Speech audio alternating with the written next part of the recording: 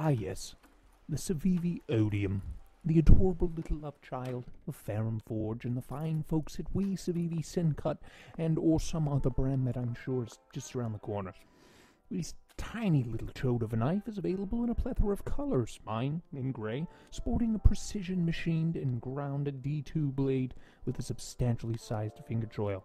Coming in at a whopping 2.65 inches in length, G10 scales, stainless liners, and all this can be yours for the low price of $52.70.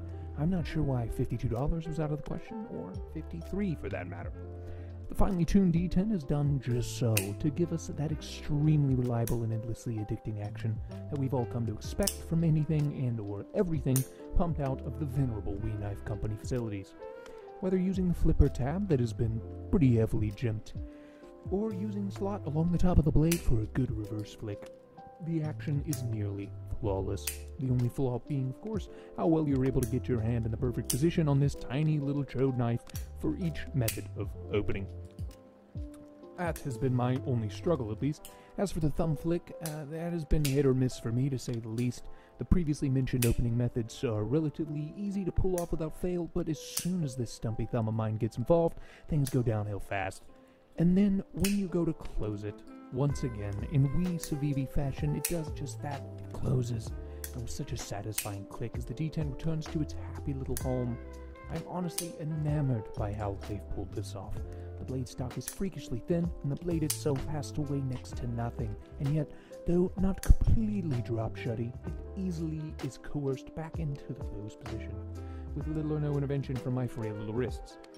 Whatever we or Civivi are doing with their bearings, it's working, please keep it up. No grittiness or strange noises to report coming from the bearings while actuating this little puppy. It just quickly and quietly does its job, and does it well. That thinly ground super slicey D2 blade once again does not disappoint. Like all Civivis, the Odium just cuts, pushing atom after atom, molecule after molecule aside, as it passes through the intended target with ease and with grace.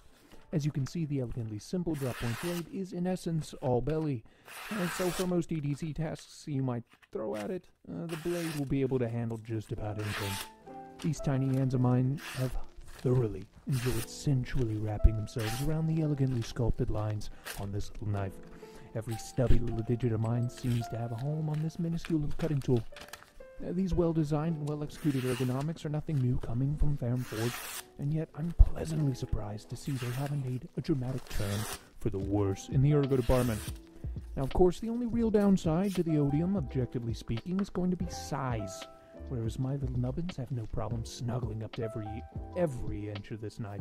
Those of you with, let's say, beefier paws may not enjoy the experience quite as much, though the finger choil will allow most folks to get all four fingers comfortably wrapped around the handle. I'm sure there are a good number of you who will have issues actuating, handling, and just flat out living with this tiny little chode of a knife.